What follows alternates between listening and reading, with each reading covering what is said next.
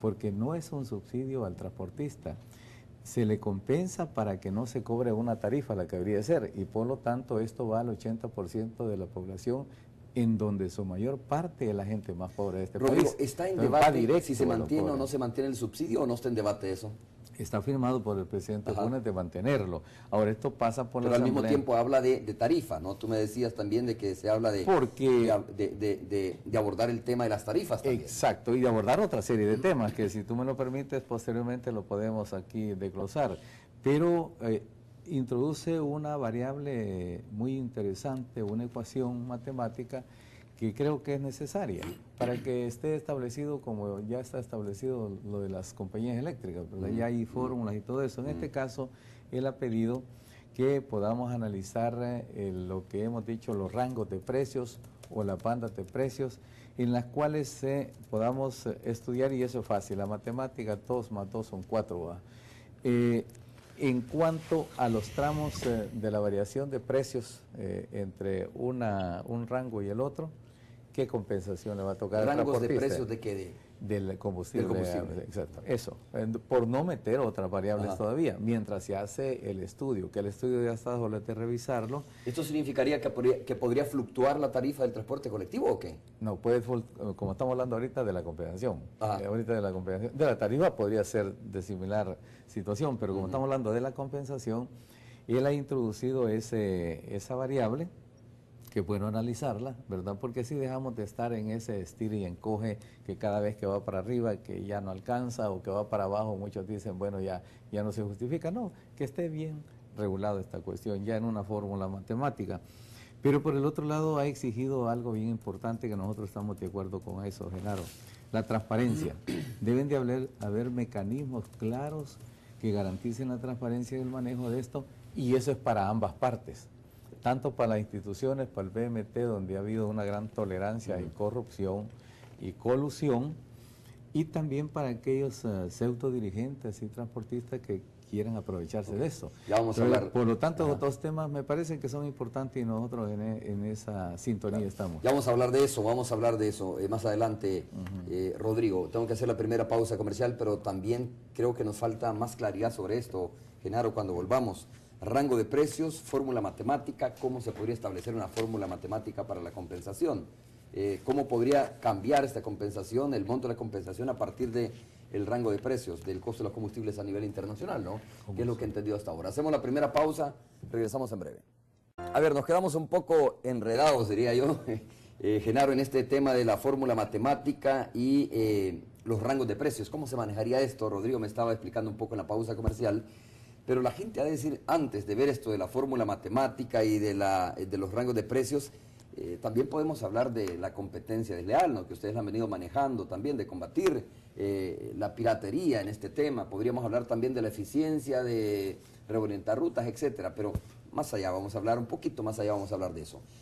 Explícame un poco mejor, Genaro, cómo funcionaría esta fórmula matemática para poder dar esta compensación económica a los transportistas.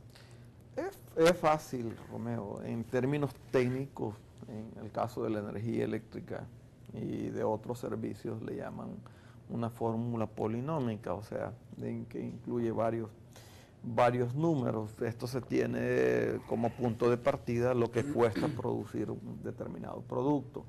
Por ejemplo, nosotros no nos han determinado, o sea, o nunca se nos ha permitido establecer o tomar como parámetro, como punto de partida, nuestros costos de operación. Básicamente han sido criterios más que todo de carácter político que de carácter técnico. Y te lo digo esto con mucha propiedad, ya que nosotros tenemos un estudio que vinieron a hacer un grupo de brasileños hace 4 años, cuando el diésel estaba a 1.90. Ellos tomaron todos los insumos, el costo de las unidades, cuánto costaba el combustible, cuánto cuesta el costo de aceite, el desgaste de llantas.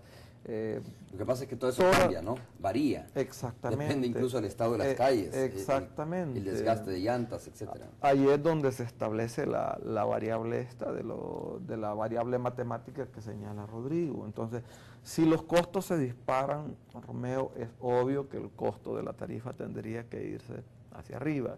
como te repito, lamentablemente en nuestro sector no han habido criterios técnicos, han sido más que todo criterios políticos los que se han venido haciendo.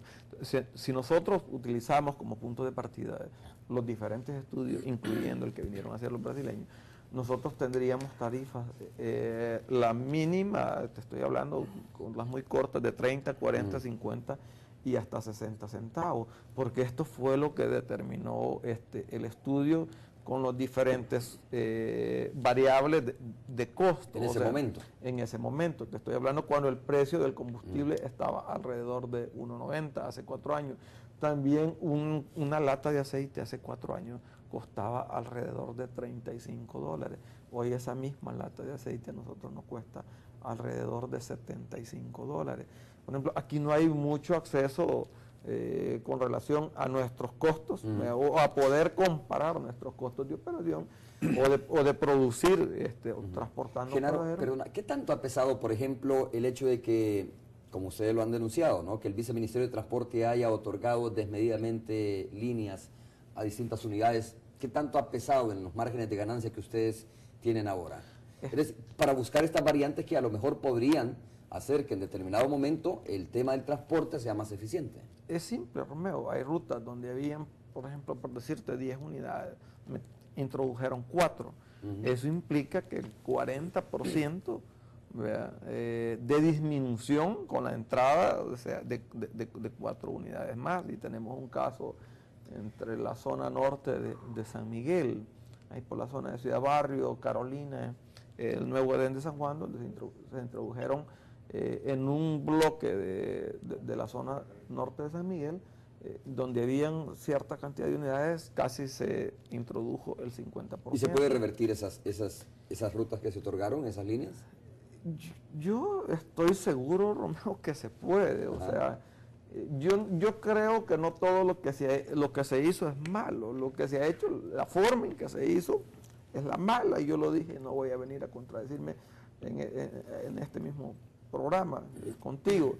El problema es la forma en que se hizo, y en algunos casos también tenemos otros aquí en la zona del volcán de San Salvador, donde hay casos similares, y hay varias rutas donde se han aniquilado rutas completas. Tenemos el caso de Aguachapán, donde allá no son autobuses, sino que son las mototaxis que han venido a asfixiar completamente Aguachapán. También está el caso de Quesaltepeque, donde se hicieron desaparecer más que todo rutas de microbuses. Entonces, no ha habido voluntad política ya de resolver este problema.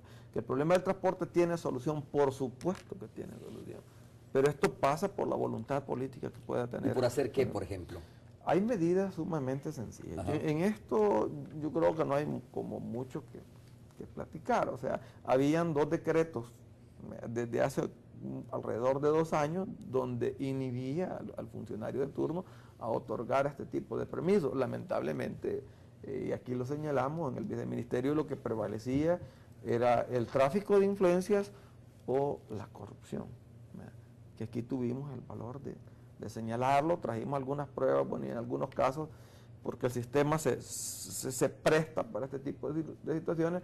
Bueno, hasta tu servidor estuvo demandado por tener el valor de denunciar este tipo de situaciones, pero eso no nos va a detener, o sea, o no ha detenido. La cuestión hay que saberlo, porque algunas situaciones son sumamente difíciles de probar. Pero esa realidad se puede revertir si el funcionario tiene la voluntad, la capacidad de tomar decisiones apegadas al Estado de Derecho. Genaro, ¿cuándo termina la compensación, este acuerdo logrado con el gobierno? En julio, así definitivamente, ya no hay compensación. Sería junio el último mes. Sí. ¿Qué va a pasar a partir de ahí, Rodrigo? ¿Qué esperan ustedes que pase a raíz de que termina este acuerdo con el gobierno? Nosotros pensamos y creemos que, ¿Van a dar un compás de espera, se me refiero? Que dada la situación que se está viendo en los mercados internacionales y que aún no se ha corregido todas las falencias que hemos mencionado ya en tu programa en otras veces, lo que más se impone es mantener el subsidio y con esos componentes que te mencionaba. La transparencia es algo importante también, y establecer estos mecanismos variables en una fórmula matemática sencilla. Pero nosotros tenemos prioridades, y tú mencionaste una de ellas, y es revisar y revertir todos aquellos actos arbitrarios que están fuera del marco legal. No estamos hablando aquí de lo que se ha hecho bien, como ya lo dijo Genaro. Eso inclusive deben de agilizarlo. Pero, ¿esa es una petición de ustedes o es un una acuerdo petición firmado con el concreto, presidente? es una petición y es un acuerdo. Ajá. Y hay señales muy importantes que van por esa dirección correcta, ¿va?